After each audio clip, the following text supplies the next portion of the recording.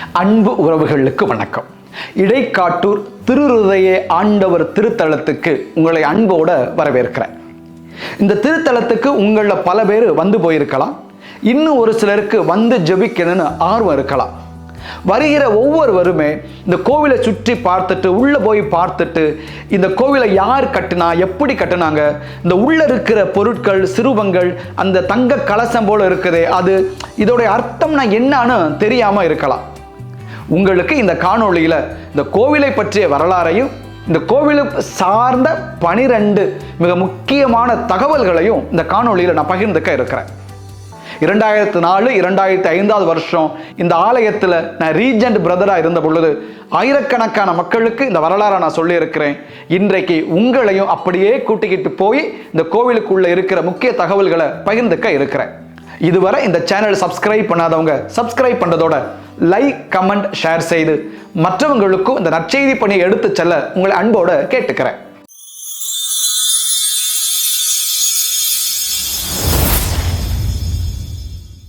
வைகை ஆற்றோட வடகரையில் இருக்குது இடைக்காட்டூர் கிராமம். இன்னைக்கு அந்த ஊர்ல ஒரு 7-8 கிறிஸ்தவ குடும்பம் தான் இருக்கிறாங்க. ஆனா 1838 ஆண்டு காலகட்டங்களில் நிறைய குடும்பங்கள் அங்கே இருந்ததுனால அருள் தந்தையர்கள் வந்து தங்கி மறைப்பணி செஞ்சிருக்கிறாங்க. கால ஓட்டத்தில் 1865 வருஷம் அது பங்கு தளமாகவும் மாறி இருக்குது. பங்கு தளமா மாறி ஒரு சிறிய கோவில் இங்கே இருந்தது. பின்னாடி 1878 வருஷம் தான் இந்த கோவில் உருவாவதற்கான கதாநாயகன் அருள் தந்தை பெர்டினாண்ட் செல்ஸ் வந்து சேர்ந்தார். அருள் தந்தை பெர்டினாண்ட் செல்ஸ் இங்கே இருக்கும் பொழுது நிறைய மக்கள் வர்றாங்க, ஆன்மீக காரியம் நல்லா இருக்குது. இந்த பங்குக்காக 37 கிராமங்கள் இருக்குது. ஆனாலும் கோவில் சிறுசா இருக்கேன்னு அவர் கவலைப்படுறாரு. சரி, கோவில் கட்டலாம்னா உள்ளூர் மக்களுடைய உதவியை வச்சு பண்ண முடியாது. அந்த மக்கள் விவசாய கூலிகள் அல்லது வெற்றிலை தோட்டத்தில் வேலை செய்யக்கூடியவங்க. ஆக பண உதவி வேணுங்கிறதுக்காக அருள் தந்தை பெர்டினாண்ட் செல்ஸ் பிரான்ஸ் நாட்டுக்கு போறார். அதுதான் அவருடைய சொந்த நாடு. ஆக பிரான்ஸ் போய் பல்வேறு மக்களை பார்த்து அவர் பொருள் உதவி கேட்கிறார். அந்த நேரத்தில் தான் மரிய அன்னாள் அப்படிங்கிற ஒரு பெண்மணி அருள் தந்தையை வந்து சந்திக்கிறாங்க. அவங்க சொல்றாங்க, ஃபாதர், நீங்க கோவில் கட்டுறதுக்காக பொருள் உதவி கேட்குறீங்க, அந்த முழு உதவியை நானே செய்கிறேன், நீங்க கோவில் கட்டுங்கன்னு சொல்றாங்க. ஃபாதருக்கு பயங்கர சந்தோஷம், கடவுளுக்கு நன்றி, அந்த அம்மாவுக்கு நன்றின்னு சொல்லும் பொழுது மரிய அன்னாள் சொல்றாங்க, ஆனால் நிபந்தனை ஃபாதர், என்னம்மா, நீங்க கட்டுற கோவில் திருருதைய ஆண்டவருக்கான கோவிலா இருக்கணும்.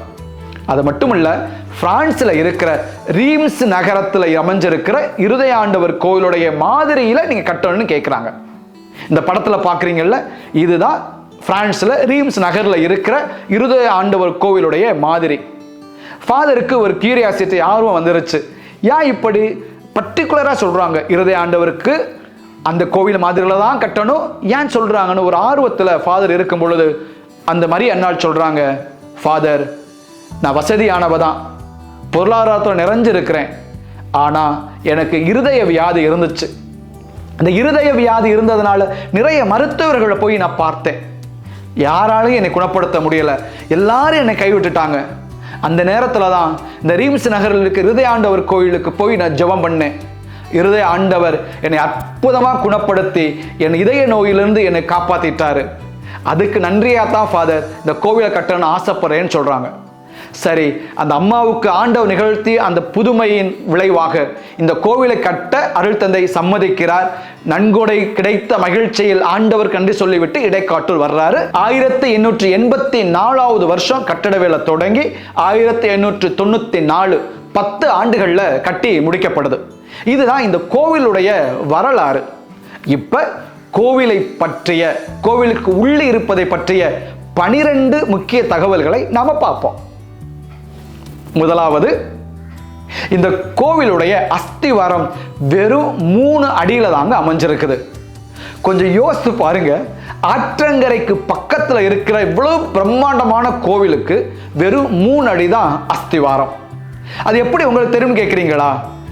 2003, 4, 5 இந்த காலகட்டத்தில் தான் அருள் தந்தை அருளானந்தம் இங்கே பங்கு தந்தையா இருக்கும் பொழுது முதல் புனரமைப்பு நடந்தது. அப்ப அந்த புனரமைப்பு சார்ந்த வேலைகள் நடக்கும் பொழுதுதான் தெரிய வந்தது இந்த கோவிலுடைய அஸ்திவாரம் வெறும் 3 அடி தான் அப்படின்னும். நீங்க பார்த்துக்கிட்டு இருக்கிற அந்த கோவிலுக்கு வெளிப்பகுதி ஒரு திண்டு மாதிரி சுத்தி இருக்குல்ல, இது எல்லாமே புனரமைப்பின் போது அஸ்திவாரத்தை மேலும் பலப்படுத்துவதற்காக கட்டப்பட்ட கட்டட முறை. இரண்டாவது, இந்த கோவிலில் சிமெண்ட் பயன்படுத்தப்படவில்லை. இந்த கோவிலை கட்டும் பொழுது இரும்பு பயன்படுத்தலை, மரமும் பயன்படுத்தலை. சிமெண்ட், இரும்பு, மரம் மூணுமே இல்லாமத்தான் இவ்வளவு பெரிய கோவில் பிரம்மாண்டமா நின்றுகிட்டு இருக்குது. இந்த கோவில் கோத்திக் கட்டடக்கலையை சேர்ந்தது. அதனால நிறைய இடைவெளிகள் உண்டு காற்றோட்டம் உள்ளே வந்து செல்வதற்கு. ஆக 3 அடி ஆழத்தில் கட்டப்பட்ட கோவில் இரும்பும் சிமெண்டும் மரமும் இல்லாமல் நின்று கொண்டிருக்கிறது. 3, கோவிலுக்கு உள்ள நம்ம நுழையும் பொழுதே வாசல்ல ஒரு திருக்குடும்பம் போல வைத்து வீட்டுக்குள் வரவேற்பது போல கட்டப்பட்டிருக்கிறது. இங்க பாருங்க, நடுவுல இயேசு உயிர்த்த காட்சி நடுவில் வைத்திருக்கிறார்கள். வலதுபுறம் போய் பார்த்தோமே என்றால் புனித சூசையப்பர் அவருடைய மரண தருவாயில் இருப்பதை வைத்திருப்பார்கள். இடதுபுறம் சென்று பார்த்தோமே என்றால் அன்னை மரியாள் புனித சுவாமிநாதருக்கு ஜெபமாலையை கொடுத்ததையும் புனித சைமன் ஸ்டோக் அவருக்கு உத்தரியம் கொடுத்ததையும் அங்கே வடிவமைத்து வைத்திருக்கிறார்கள். ஆக கோவிலுக்குள் நாம் செல்கிறோம், ஆனால் ஒரு வீட்டுக்குள் செல்வது போல மகன், வளர்ப்பு தந்தை, தாய் 3 பேரும் இருக்கிறார்கள். இவர்களை பார்த்துவிட்டுத்தான் நாம் ஆலயத்திற்குள் நுழைகிறோம். சரி, 4வது, கோவிலுக்கு உள்ளே சென்று அப்படியே திரும்பி பாருங்கள். திரும்பி பார்த்தால் மேலே 2 சம்மணசுக்கள் அங்கே இருப்பார்கள். ஏன் 2 சம்மணசுக்கள் இந்த வடிவத்தில் இருக்கிறார்கள்?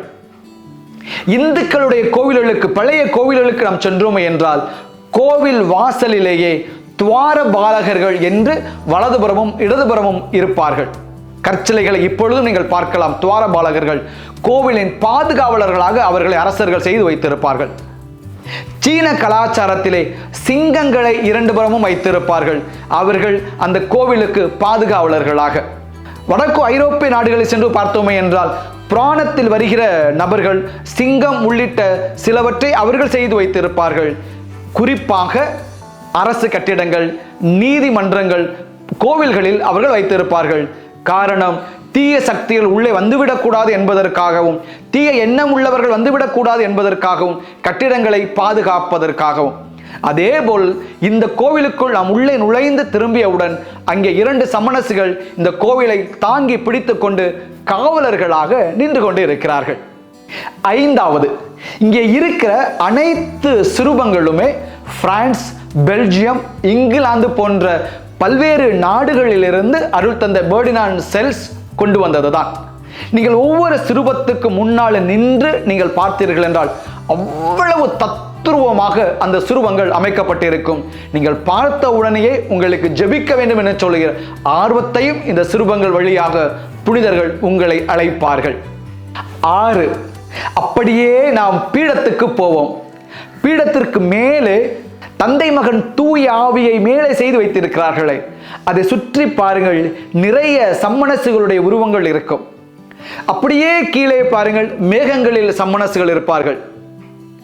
அப்படியே கொஞ்சம் கீழே வாருங்கள், குழல் ஊதி கொண்டு இருப்பார்கள் சம்மணசுகள். இன்னும் கொஞ்சம் கீழே வாருங்கள், இயேசு, மரியாள், சூசேப்பர் அவர்களுக்கு அருகிலே சம்மணசுகள். இன்னும் கொஞ்சம் முன்னால் வாருங்கள், இந்த தங்க கலசம் போல் இருக்கிறதே அங்கே 3 சம்மணசுக்கள். இன்னும் கொஞ்சம் கீழே வாருங்கள், நற்கருணை பேழை. நற்கருணை பேழைக்கு வலதுபுறமும் இடதுபுறமும் 3 சிறுவங்கள் இருக்கும். அந்த சிறுவங்களுக்கு கீழே அடித்தளத்திலே சம்மணசுகளின் உருவங்கள் இருக்கும். கொஞ்சம் 2 பக்கம் வலதுபுறம் இடதுபுறம் தூண்களில் பாருங்கள், அங்கே விளக்கு பிடித்துக் கொண்டு இருப்பார்கள் சம்மணசுக்கள். இன்னும் பீடத்திற்கு முன்னால் வந்தால் விண்ணப்பம் வாங்குகிற சம்மணசு இருக்கும்.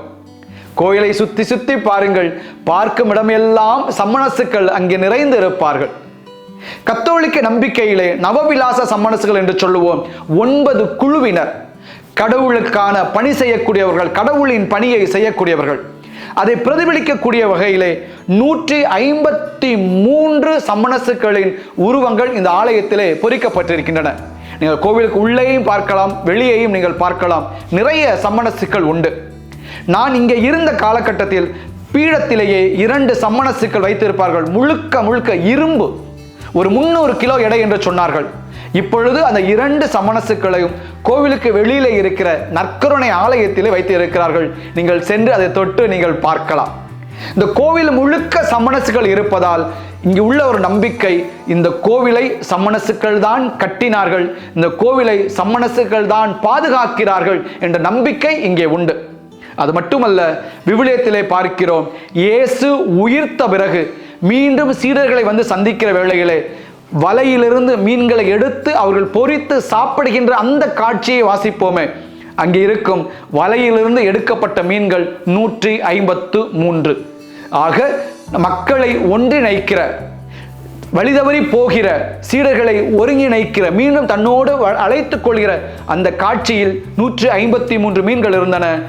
ஆண்டவர் மக்களை தன் கோவிலுக்கு அழைத்து வருகிற இந்த கோவிலில் 153 சம்மணசுக்கள் இருக்கிறார்கள். நற்கருணை பேழைக்கு முன்பாக வெள்ளை நிறத்தில் 2 சம்மணசுக்கள் இருக்கிறார்கள்.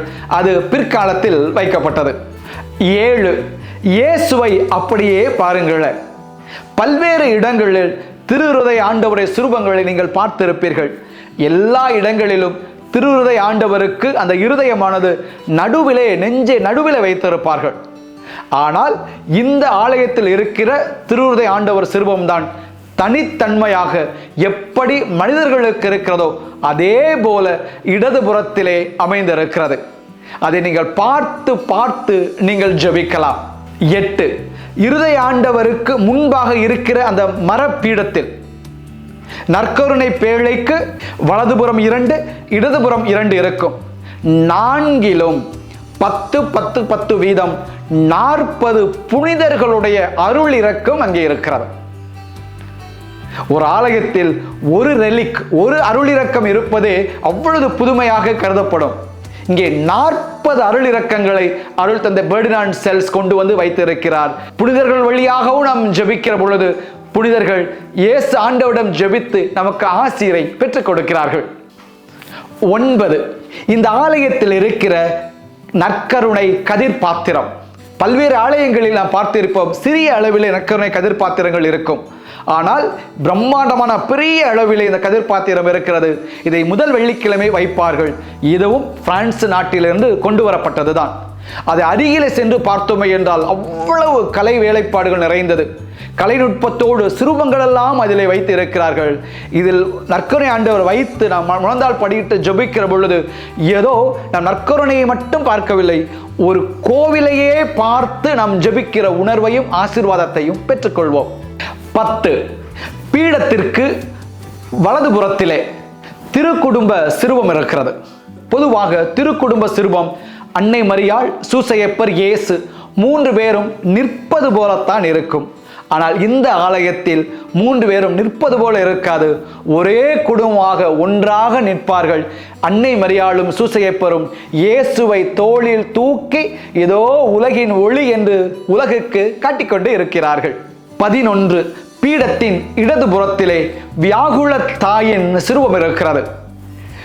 இறந்த இயேசுவை அன்னை மரியாள் மடியில் வைத்திருக்கிற அந்த சிறுவம், நீங்கள் அருகிலே சென்று அன்னை மரியாளுடைய விழிகளை பாருங்களேன். அந்த விழிகளில் அவ்வளவு துயரம் இருக்கும். அந்த விழிகளில் வழிகிற கண்ணீரை கூட நம்மால் பார்க்க முடியும். அவ்வளவு தத்ரூபமாக அந்த சிறுபத்தை செய்து அதை பெயிண்ட் செய்து வைத்திருப்பார்கள். நீங்கள் அருகிலே சென்று அன்னை மரியாளுடைய துயரத்தில் பங்கெடுக்காமல் வரவே முடியாது. 12. வியாகுலத்தாயின் சிறுபத்துக்கு கீழே கல்லறை ஒன்று இருக்கிறது. இந்த கல்லறை இந்த கோவிலை கட்டிய அருள் தந்தை பெர்டினாண்ட் செல்ஸ் அவருடைய கல்லறை. அருள் தந்தைக்கு முன்னால் நீங்கள் முழந்தாள் படியிட்டு அருள் தந்தைக்காகவும் ஜெபிக்கலாம், அருள் தந்தையின் வழியாகவும் ஜெபிக்கலாம். இந்த 12 முக்கிய குறிப்புகளோடு நாம் தெரிந்து கொள்ள வேண்டிய இன்னும் ஒரு சில விஷயங்களை நான் சொல்லிவிடுகிறேன். இந்த ஆலயத்தில் இருந்து 2 மாதத்திற்கு ஒரு முறை இதய ஒளி என்ற இதழ் வருகிறது. இந்த ஆலயத்தில் நடக்கின்ற புதுமைகள், வழிபாடுகள், தகவல்கள் மட்டுமல்ல, ஆன்மீகம் சார்ந்து சில முக்கிய கட்டுரைகளோடு இந்த பத்திரிகை பல காலமாக வந்து கொண்டு இருக்கிறது. நீங்களும் வாங்கி வாசிக்கலாம். அடுத்ததாக இந்த கோவிலுக்கு வருகிற பக்தர்களும் நண்பர்களும் கொடுக்கிற இந்த உதவியை வைத்து திருஹிருதய மாணவர் இல்லம் இங்கே நடத்தப்படுகிறது. வறுமையில் உள்ள மாணவர்களை தங்க வைத்து அவர்களுக்கு உணவிலிருந்து எல்லாம் இலவசமாக கொடுத்து அவர்களுக்கு கல்வி கற்பிக்கப்படுகிறது. அடுத்தது இங்கே நற்கருணை ஆலயம் இருக்கிறது, ஒப்புரவு கூடம் இருக்கிறது. அருள் தந்தையர்கள் அங்கே ஒப்புரவு கேட்பார்கள். நீங்கள் ஒப்புரவு அருட்சாதனத்தில் பங்கு பெற்று உங்கள் உள்ளத்தை தூய்மைப்படுத்திக் கொண்டு நற்கருணை ஆலயத்தில் அமர்ந்து ஆண்டவருக்கு நன்றி சொல்லி ஆசீரை பெற்றுக்கொள்ளலாம். திருப்பயணிகளாக வருகிறவர்கள் இங்கே தங்குவதற்கு திருப்பயணிகள் இல்லமும் இருக்கிறது. நீங்கள் வந்து தங்கி இங்கே ஜெபிக்கலாம், அல்லது தியானம் செய்வதற்கு இங்கே வந்து தியானம் செய்து நீங்கள் ஜெபித்து செல்லலாம். 2003ஆம் ஆண்டு தமிழ்நாடு அரசு இந்த திருத்தலத்தை சுற்றுலா தலமாகவும் அறிவித்திருக்கிறது. பல்வேறு உதவிகளை அரசாங்கமும் செய்து கொண்டிருக்கிறது. அன்புக்குரியவர்களே, திருஹிருதய ஆண்டவர் திருத்தலத்திற்கு ஒவ்வொரு முறை நீங்கள் வரும் பொழுதும் இந்த கோவிலின் அற்புதத்தை நீங்கள் அறிந்து கொள்ளுங்கள். கோவிலுக்கு உள்ளே என்ன இருக்கிறது என்பதை நீங்கள் அறிந்து கொண்டீர்கள் என்றால் நீங்கள் உள்ளே அமர்ந்து ஜெபிக்கிற பொழுது உங்களுடைய ஜெபம் இன்னும் இதயபூர்வமாக இருக்கும். இதயபூர்வமாக இருக்கிற ஜெபத்தை இருதய ஆண்டவர் இன்னும் அதிகமாய் ஆழமாய் கேட்பார். உங்களுடைய அர்ப்பணிப்பும் ஒருங்கிணைவும் ஒற்றுமையும் ஆண்டவருடைய சன்னிதானத்திலே கூடி வருகிற பொழுது நீங்கள் மேலும் மேலுமாய் ஆசீர்வாதத்தை பெற்றுக்கொள்வீர்கள். திருஹிருதய ஆண்டவர் உங்களுக்கு நிறைவான ஆசீர்வாதத்தை வழங்குவாராக. இந்த நாளில் நீங்கள் நலமோடு மகிழ்ந்திருக்க திருஹிருதய ஆண்டவர் உங்களை ஆசீர்வதிக்க உங்களுக்காக வேண்டிக் கொள்கிறேன். May God bless you.